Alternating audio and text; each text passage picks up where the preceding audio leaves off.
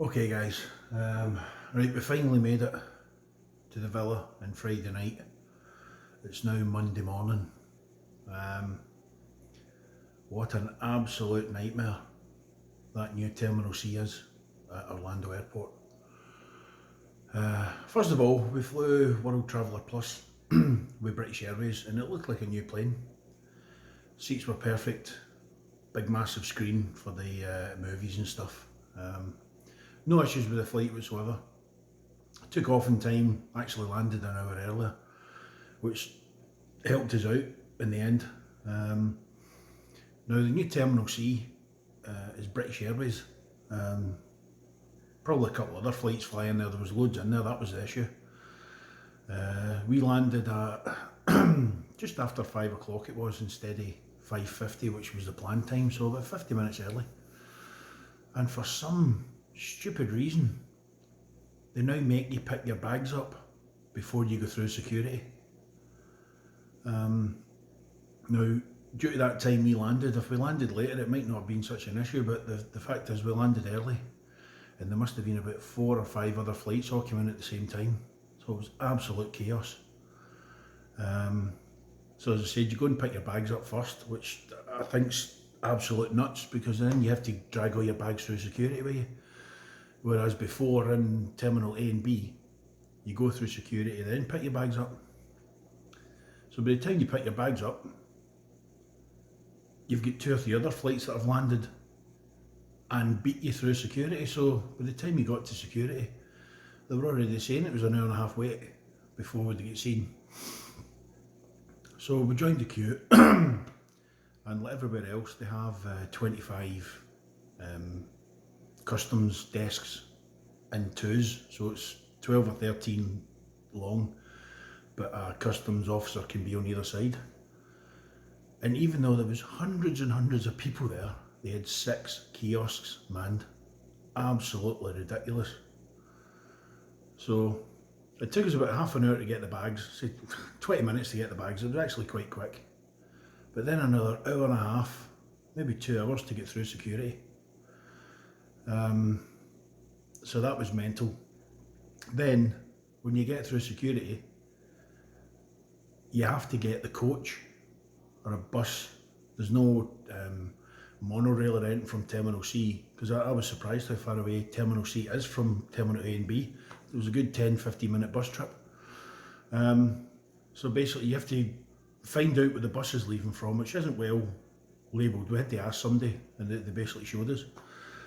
So we went outside and there was a massive queue for the bus. We ended up having to wait. The first bus was already packed and leaving. Second bus turned up, the people in front of us filled that. So it was the third bus. So that's another half hour waiting to get on the bus. 15 minutes travelling over to Terminal A and B. And then this is where the other calamity started. I don't know if it was just Avis who we get a hire car through, but like most people know now, when you hire a car over here you get absolutely pumped on the price. I think next year it's changing back to what it originally was.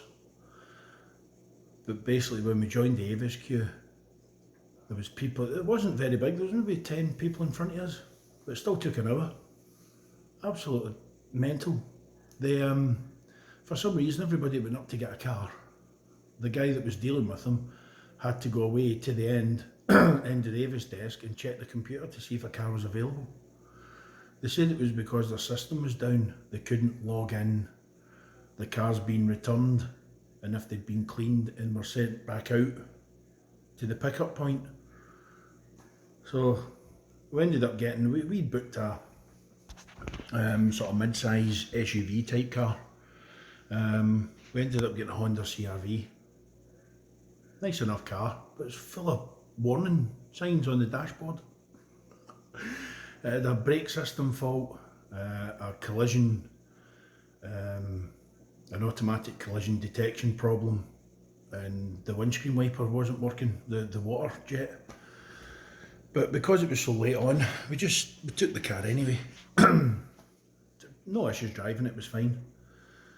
So by the time we got to the villa, it was about 8:30. So from the minute we landed to the minute we got to the villa, 3.5, nearly 4 hours. I won't. It's probably down to price or where you want to go, but I'm not going to entertain anybody, any holidays or any that fly into that Terminal C. So sorry BA, if anybody from BA is watching, we'll not be booking through you again. As great as the flight was, that Terminal C is an absolute catastrophe. I know it's only been open a few months and it'll probably sort itself out eventually, but I can't see that happening anytime soon. So if we go back to Orlando again early next year or middle of next year, we're going to have to go back to Virgin, who fly into Terminal A and B, or maybe try 2A that go into Melbourne. But I've heard that's a bit of a nightmare over there as well, so you're sort of screwed at the minute. So anyway, that was Friday night. We were absolutely shattered by the time we got here. So we stayed up as long as we could. Saturday was a bit of a no-go day really. We just spent the day around the pool, try to chill out, get a bit of sun. Weather here's fantastic, 75 degrees, 75 degrees, going up to, I think we're in the 83, 84 yesterday. So Saturday was quite a quiet day. Yesterday we went over to Universal Studios. Not to do anything really, we hadn't planned on doing anything, it was basically just to get we were upgrading my ticket to an annual pass, purely because you pay $27 each day you go over there to park. Which if you go over there on say you're on a 14-day holiday, or we're 15 nights, 14 days, so say you go over there, you know, every day for 10 days, you know, that's $270 just on parking. So we wanted to see how much it was. So the two tickets we've got are Universal 3-part tickets, so that's Islands of Adventure, Universal and Volcano Bay. So when I went to the kiosk, they cost us £296 from Tickets Direct or somewhere like that, which is about the average price depending on the currency exchange and things like that. So for me and the wife, £296 each. So we're only going to upgrade one ticket to Pass Plus or something. I can't remember what it is. It's the third one. They do 4 different levels. The first two, the first one basically just gets you a free entry. The second one gets you 50% off parking. The third one gets you free parking and 10% off everything. And then the fourth one gets the same as the third one, but it gets you into a couple of the free Halloween horror nights and stuff like that, which we weren't interested in. So basically, to upgrade my ticket to get its free parking and 10% off everything, it was another $296, which worked out £245. That might seem a lot, but that's a year pass. So even if we go to Universal anywhere between 8 and 10 times, or Volcano Bay included in there, 10 times would be $270 just on parking. And then 10% off your food and drink and everything else. So that's almost paid for itself, this trip. And then if we come again next year, I won't have to get a ticket, plus the parking will be free again. So it's well worth the money, just for one person. We might upgrade the wife's ticket to just the basic one, just to get free entry. Because if we don't, she'll need to pay another £300 next year. Whereas we might only pay $150 or $200 here to get it renewed. So we'll have a look at that again just before we go. There's no point doing it now. So that's it. Yesterday we did do one ride in the park because we went just for a walk around. We did Jurassic Park River Adventure. One of the older rides, I think it is, but hadn't done it before. So if anybody's done it, you'll know it's a pretty tame ride up until the last minute when they take you up an 80-foot incline, 85-foot incline, and then drop you off the other side. Let's just say I wasn't expecting it, and it was absolutely mental. Just that one drop. So that was okay. But we're definitely going to go back several times, even if it's just to City Walk, just for the restaurants and the bars and stuff. But we're going to go to Volcano Bay a few times. I want to try that lazy river, and then we'll do the parks. So we're not the type of people who spend all day in the parks. We'll go for a morning or we'll go for an afternoon. But yesterday, Sunday, the park was absolutely heaving. Honestly, you could not move. There was waiting lines for everything from drinks machines to food kiosks. It was just absolutely crazy. So it's true what people say, if you go on a Sunday, prepare to queue for everything. We joined the queue for that Jurassic Park river adventure and it said 25 minutes, but within 5 minutes of being in there was an announcement saying it was 50 minutes. So we're already in the queue, so we just waited. We did take a trip down to Disney Springs. I did take a video because from 6:30 through to 10 o'clock at night, where the big Christmas tree is, they put artificial snow on. And as we got there, it was 6:30, so they put the snow on. I took a wee video of it, so I'll insert it here, now. So that was the video for Disney Springs. Okay guys, down at Disney Springs, and every half hour, by the Christmas tree, they put the fake snow on. So it's actually snowing in Disney Springs.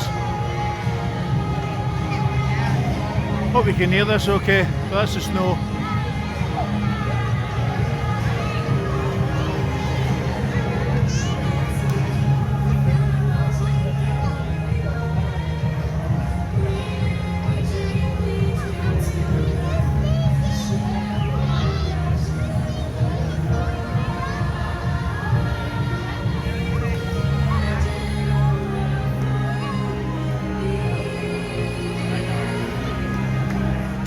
So that was a video for Disney Springs in the snow. I probably didn't catch it that well. But see, Disney Springs was absolutely heaving as well. Unbelievable the amount of people that were in there. Even the Lego shop had a queue to get in, which is crazy. The prices, astronomical. You know, just a bog standard bottle of Diet Coke or Sprite or something, you're paying almost $5 anywhere in Disney. So take your own water, take your own drink. I think the next time we go we're going to pay the $17 for the free refill cup, as long as you're there, but we'll only get the one. That'll do the 2s for the whole day, because basically you can either fill it with water or you can fill it with juice or whatever you want from the machines basically, so it's definitely worth it. As I said before, this is just a basic cut down vlog. There won't be a lot of video content for the parks. If you want to see video for Universal, there's dozens of other people out there that do it a lot better than I would. So they're the ones to watch. This is just basically a breakdown of sort of what you're looking to pay at, how busy things are, and it just because we haven't been here in 3 years, it's just getting used to a lot of things again. So the plan for today is Monday. It's another quiet day because we've got tickets for Tampa Bay Buccaneers. They are playing the New Orleans Saints over in Tampa. So that's a late kickoff. That's a 8:15 kickoff tonight. So we won't get home until probably 1 o'clock in the morning, maybe even later. So we're going to head off about 5 o'clock because the traffic will be pretty bad. Basically cost for that, it was $95 a ticket. I know, very expensive, but it's one of these one-off type things, and I think we're paying more for that for the American football games in London this year. So $95 a ticket, plus taxes, plus the usual will shaft you money. So, and then another $35 for parking. So I think the total cost was £210, £212 by the time the conversion was done. Conversion rate at the minute is $1.23, which you're almost getting the complete amount for your credit card anyway. So $215, $220, something like that. Sorry, pounds, not dollars. So that's tonight's thing. So we're just sitting in the pool again, going to chill out, go out for something to eat this afternoon, and then go straight over to the football.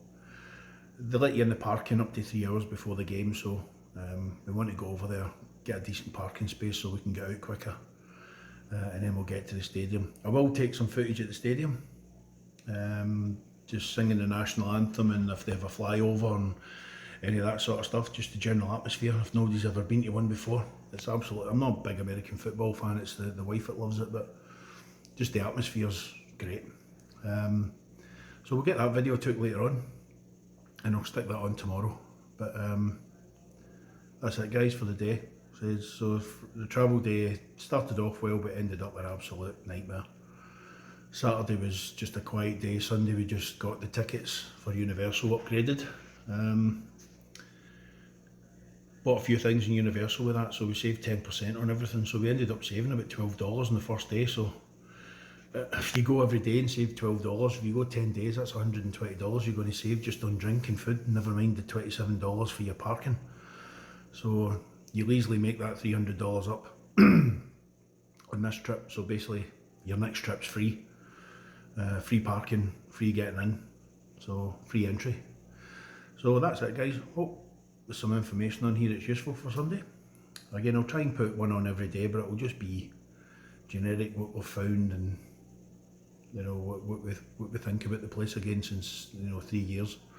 So thanks for watching. Tampa Bay game should be on tomorrow, and thanks for watching. Cheers.